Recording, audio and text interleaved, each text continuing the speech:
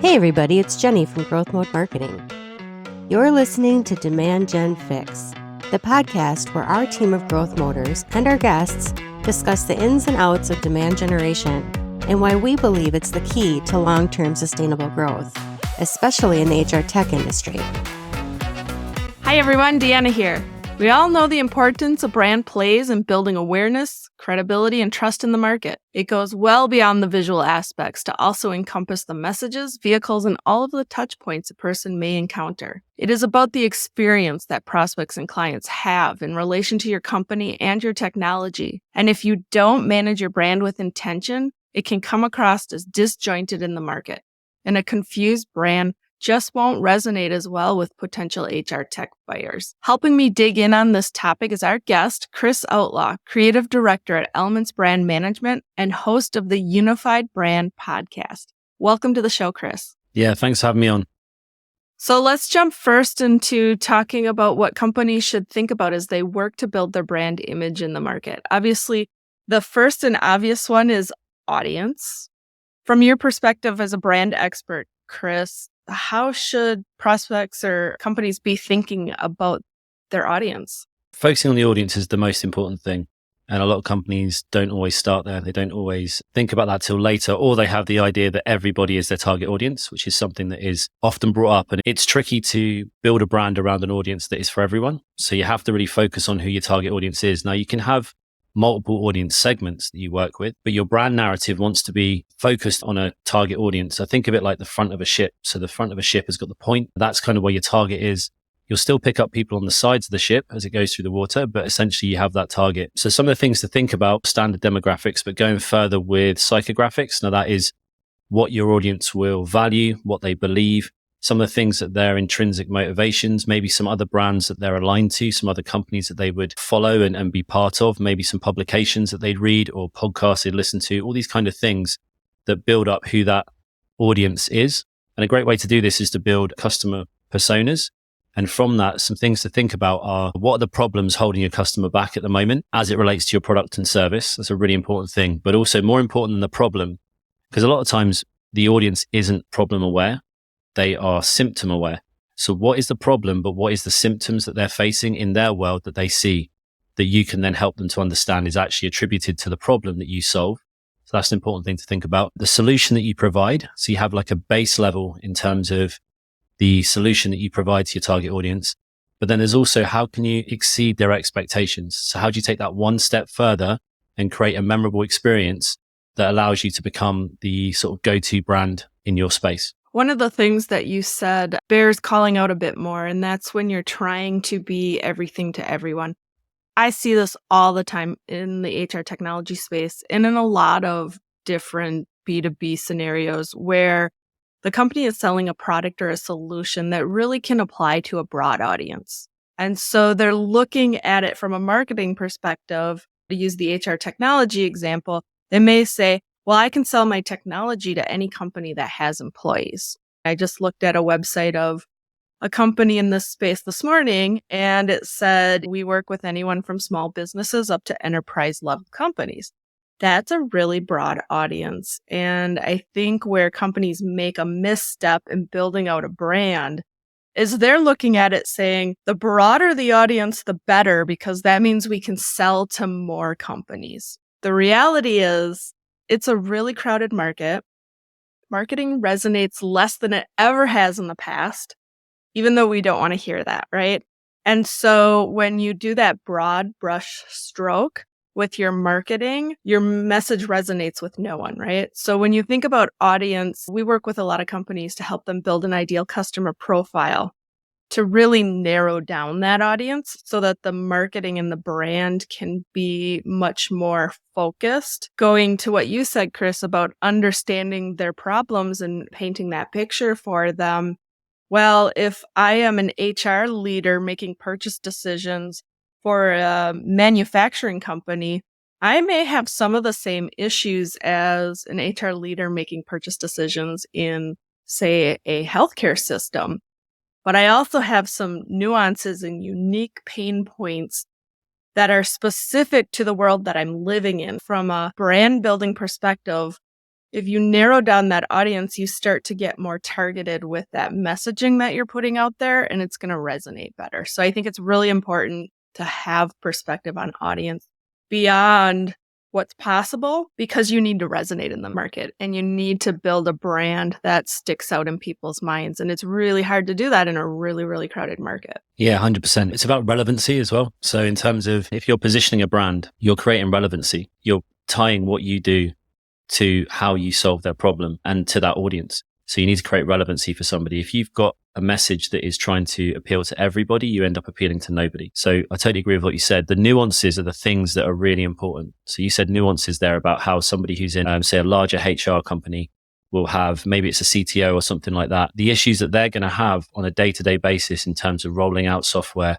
or trying to actually get buy-in from above to actually sign off on a new kind of digital transformation piece or something like that is going to be far different. There'll be similarities to someone in a smaller company, but the actual nuances of managing a team while you're doing that to try and transition the team from the old kind of system to the new system is going to be different for somebody in that sort of size company. And those things they're going to meet them where they are. And that's the most important thing about branding is you're creating something to meet people where they are. So you're trying to reach them where they are. And we see so many things every single day through social media, advertising, or if we're watching streaming stuff and things like that, there's so much we have to take in that we're being bombarded that to try and cut through that noise, you need to be specific. Absolutely.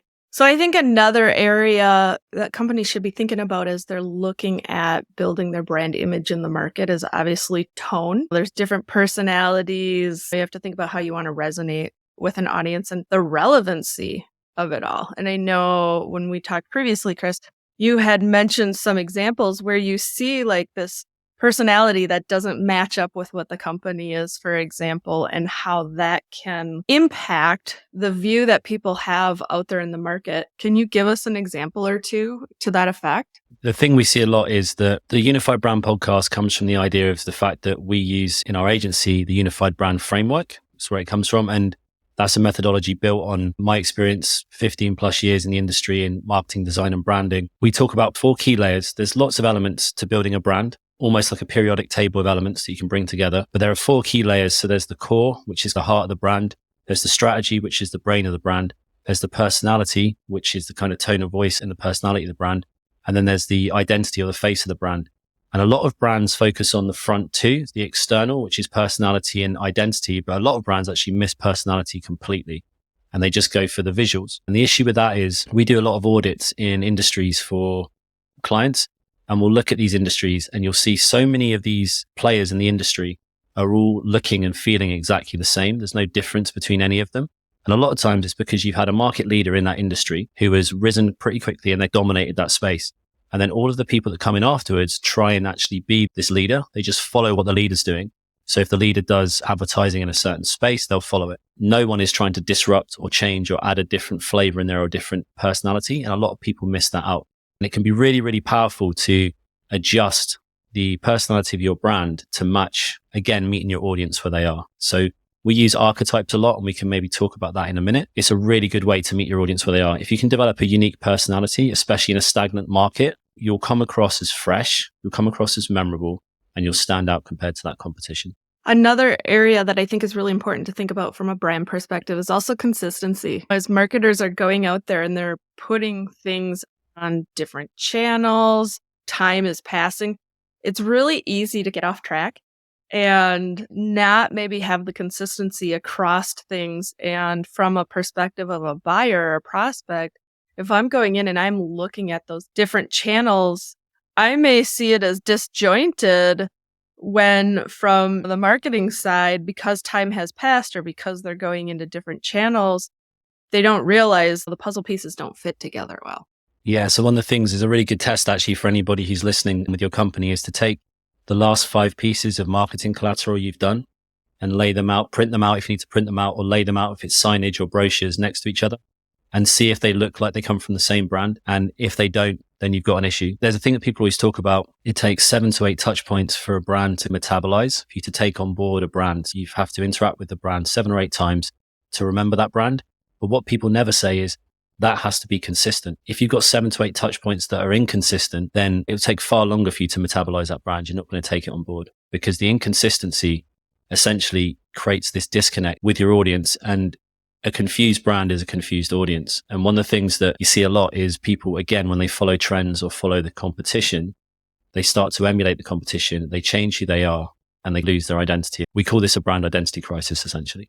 A confused brand can potentially cause more harm than good. Let's talk about some of the things. I mean, you see it in your work all the time, probably, Chris, where the red flags go up and you're like, this is a confused brand. Yeah. So again, you can see it from the visual side of things. So if you've got marketing that's inconsistent across loads of different channels, so whether that's your social channels, or if you've got some advertising campaigns that are completely different from what the brand stands for, that's an inconsistency. Visually, you'll have inconsistencies, whether it is through, there's no guidelines. You'll see some companies that don't have brand guidelines, and therefore they'll use different fonts or different colors and different elements of graphics and things like this, which creates confusion. There's an inconsistency sometimes around if you don't understand who you are and what you stand for and where you're trying to head to. So if you haven't got your purpose, vision, mission, and values set, you can have confusion both internally from an employee standpoint, from a culture perspective, where people don't know why they're going to work. But you also have a confusion externally because a lot of the things that you would do on the back of that when you're creating marketing campaigns, collateral, doing storytelling, they end up being confused because they're not entirely sure on who they are. So they don't know who they are intrinsically at the core. They haven't found out what makes them unique. And therefore, it's reinventing the wheel every single time. So when I used to work in sort of corporate, one of the reasons that got us to develop the unified brand framework was you'd sit around a table with the management team or the leadership team, and everybody would be on a different page when it came to the brand. They'd all see it slightly differently. They'd all be confused by it. Meetings would go on longer. You'd end up having a difference of opinion quite strongly between different members of the team. And that's a real telltale sign that there's an issue at the core, that people don't understand what the brand is. And you'll see it a lot with people when there's a high turnover of staff in management positions. You see it when you have a high turnover in the marketing department, because people come in, they want to make their mark. So they'll change something up that's previously been there just to make their mark. But the problem with that is you're changing something that potentially has been built up in the brand over a lot of time. So people that don't understand brand will come in and the equity will be lost in the brand. And you see it a lot of times with companies that are being acquired and merging. They bring it together and they lose who they are or the core of those individual brands separately and how that comes together and what that new story looks like. So you have to be really careful. And a great example of that is the recent rebrand of Twitter to X is a great example of how not to do something in terms of rebranding. There was a very, very quick transition there. And it could have been so good. If there was a story wrapped around it, if there was a reason for the rebrand, it could have been really good, but that wasn't there. And for anybody else who wants to emulate the way that Elon Musk did that, you need to have the backing and the financial backing that Elon Musk has in order to do something like that. Because if you did that and you didn't have that financial backing, it's going to cause a lot of issues. If you're a smaller company and you're trying to do that and you change your name, nobody's going to be like, the company formerly known as XYZ. Everyone's still saying the company formerly known as Twitter, right? Because Twitter had such a large brand and global presence. That's a great example of where there were some missteps, obviously, on that rebranding.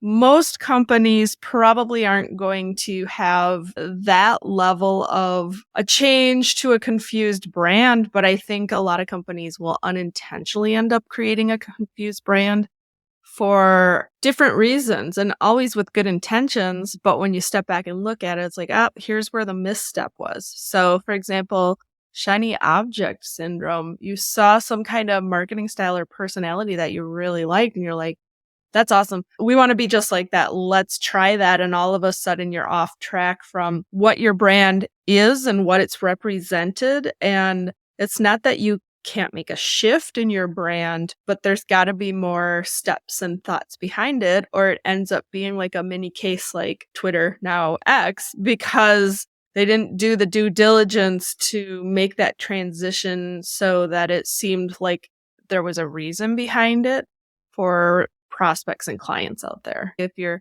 trying to stand out and be different, or you're testing out different approaches and tactics to uncover what works, it's a slippery slope.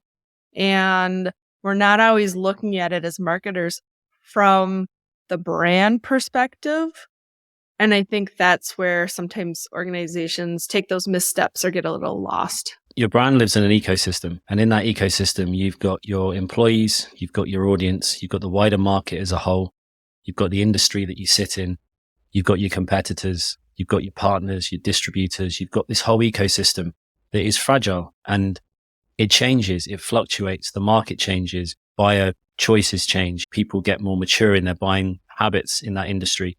And as people change and the market changes and your competition changes, you evolve as a brand. You're constantly evolving. Things are happening. Technology's changing. New channels are coming in. And it can be really easy, like you said, shiny object syndrome, to just go for something. When I used to work in corporate, one of the things we did with one of the clients that I was working with, he would always be like, there'd be a new thing coming out, a new advert, a new type. And he'd say, can we do this thing? And it'd be, the target audience was in their 60 plus.